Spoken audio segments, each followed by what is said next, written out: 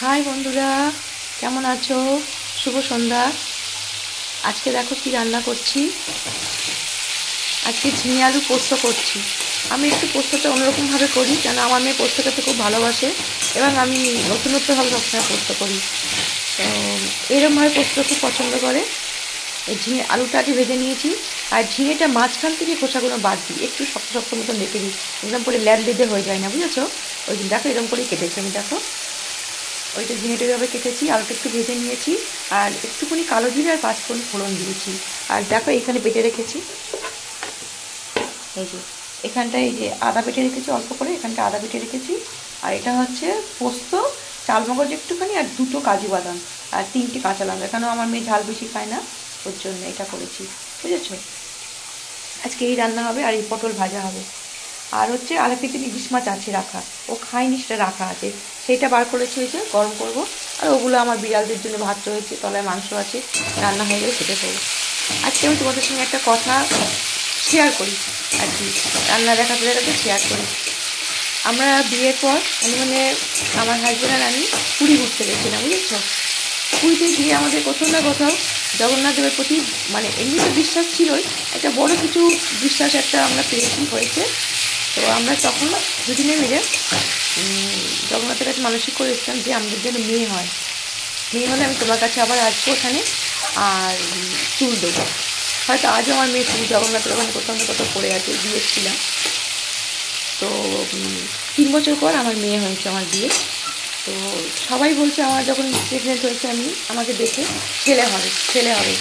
আর আমি যতই ভগবানের কাছে কাঁদতাম, বলতাম যেন আমার একটাই বাচ্চা হয়, যেন আমার মেয়ে হয়। আমি জানি না কেন ছোটোবেলা থেকে একটা এমনভাবে বড় হয়েছি, ছেলে ভালোবাসি না বলবো না, কেন আমার বোনের ছেলে আমাকে মা ডাকে, আমি প্রচণ্ড ভালোবাসি ওকে, আমার মমকে যেরকম ভালোবাসি ওকেও আমি সেরকম ভালোবাসি। মানে কিছু একটা ঘটনা, কিছু এমন কিছু ঘটনা রোজকার রোজ ঘটতো, সেই তার পরিপ্রেক্ষিতে আমার সন্তান ছেলে জন্ম দেওয়ার ইচ্ছাটা পুরো মরে গেছিলো, যে আমার যেন মেয়ে হয়, এবং যেন মেয়ে হয়, এবং মেয়েকে মানুষ করে বড় করে দেখিয়ে দেবো, মেয়েরাও সব কিছু করতে পারে, এবং মেয়েরা মানুষ করে বাপ মাকে দেখে। এইটা আমার মনে হয়েছে ছোটোবেলা থেকে ছিল, সেই ছোটো বয়স থেকে কত কিছু ঘটনা, কিছু আমার মনে কষ্ট হয়েছিল, প্রচণ্ড কষ্ট হয়েছিল, এবং সেটা একদিন না, অনেক দিন দিন কষ্ট হয়েছিল। তো সেই জন্য আমি আমি আমার হাজব্যান্ডের সঙ্গে কথাটা শেয়ার করেছিলাম।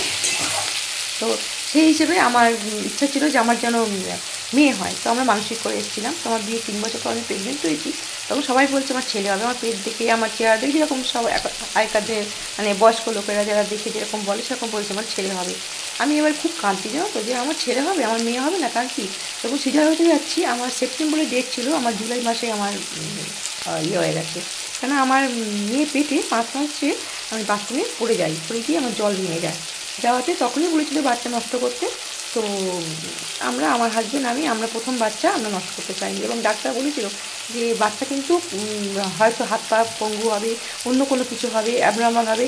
তো আমার স্বামী বলেছিল, আমি শুনতে পাচ্ছি আমার স্বামীকে বলছে, আমি বাইরে বসে আছি আমাকে দেখার পর, যে যা হবে দেখে নেবো, প্রথম বাচ্চা আমি নষ্ট করবো না, এতদিন হয়ে গেছে, আর বাচ্চা নষ্ট করলে আমার বউ এখন মারা যাবে, তো আমি যেরকম হবে সেরকমই মেনে নেবো। তো ঠিক আছে, আমাদের 8 মাসে এরকম বাচ্চা হলো, সিজার হলো।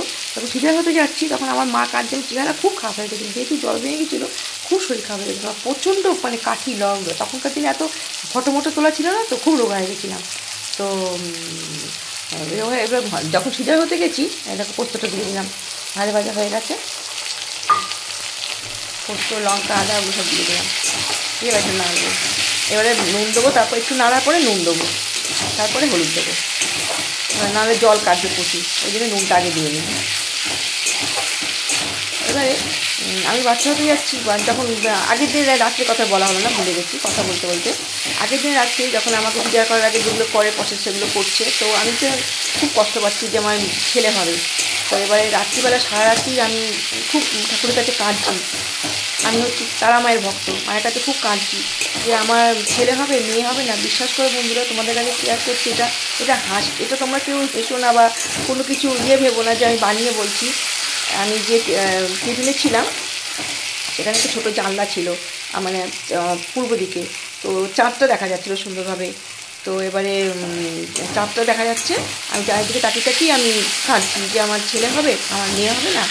বিশ্বাস করো বলছি, একটা সাদা আলো জানলা দিয়ে আমার শরীরে চলে এলো, মানে সেই জিনিসটা আমি আজও অনুভব করি, সেই জিনিসটা আমি আজও মানে অনুভব করি সেই আলোটা। তারপরে আমার পরের দিন সকালে আবার তাও ওটা ওরকম হয়েছে, তবু আমি বুঝতে পারছি না কী হলো। তারপরে আমি তাও বাচ্চা হতে যাচ্ছি, সবাই কাঁদছে, মা কাঁদছে, আমার হাজবেন্ড করছে যে আমি হয়তো বাঁচবো না, মরে যাবো বাচ্চা হতে গিয়ে। ডাক্তার সেরকমই বলেছিল যে মা আর বাচ্চার ইয়ে আছে। তো আমি কাঁদছি এই কারণে, আমি কাঁদছি না যে মরে যাবো বলে, আমি কাঁদছি এই কারণে যে আমার ছেলে হবে, মেয়ে হবে না। তো তারপরে যখন তাড়াতাড়ি সিজার হয়েছে, মেয়ে হয়েছে, তো আমার আগেই জ্ঞান এসে গেছিলো। মা চিৎকার করেছে, আমার মা ওপর নিচে থেকে ছুটে পড়ে এসেছে। আমার ডাক্তার বেরিয়ে পড়েছে, ডাক্তার খুব ভালোবাসতো আমাকে। সিটিদির কাছে হয়েছে আমার, কল্যাণীতে। দিদি বলে দিদি বেরিয়েছে, দিদিকে ভাগ্নি ছিল, আমার তখন দেখতে নাকি সে মারা গেছে। তো দিদি আমাকে খুব ভালোবাসতো। হ্যাঁ, এবারে দিদি এবার বেরিয়ে এসছে, মাকে বলছে কিচ্ছু হয়নি, ভয় নেই কোনো, আপনি যান, বেটে দিচ্ছি, নাতনি হয়েছে আপনার। তো এবারে মা চলে গেল। আমার আগে আমার মা দেখেছে আমার মেয়েকে, তো দিয়েছে। এবার আমার যখন অনেকক্ষণ পর, যখন অল্প সেন্স এসছে, তখনকার দিন অজ্ঞান করা ছিল, এখন যেমন কোমরে ইঞ্জেকশন দেওয়া হচ্ছে, আমাদের সময় অজ্ঞান করা ছিল। এবার নুনটা দিয়ে দিই, এটা করে নুন দিচ্ছি। এবারে হলুদ দেবো,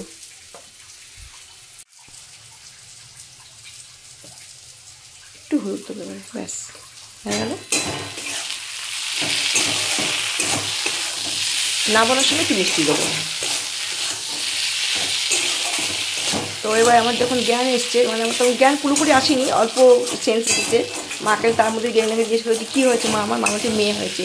মামা সামনে এনে দেখাচ্ছে, আমি দেখতে পাচ্ছি না, চোখে মানে চোখ ইয়ে হচ্ছে।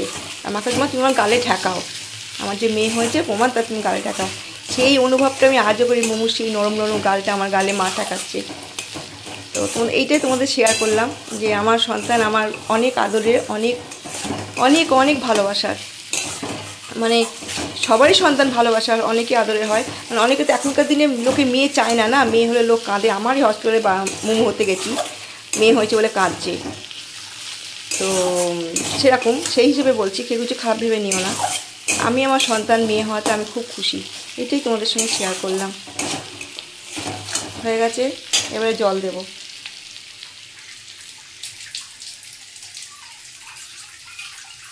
এই বাটিটা ধুয়ে একটু অল্প জল দেবো, কারণ এইটাই আবার থাকবে, তরকারিও সকালে নিয়ে যাবে। নামানোর সময় একটু মিষ্টি দিয়ে দেবো, এখন দেবো না মিষ্টিটা।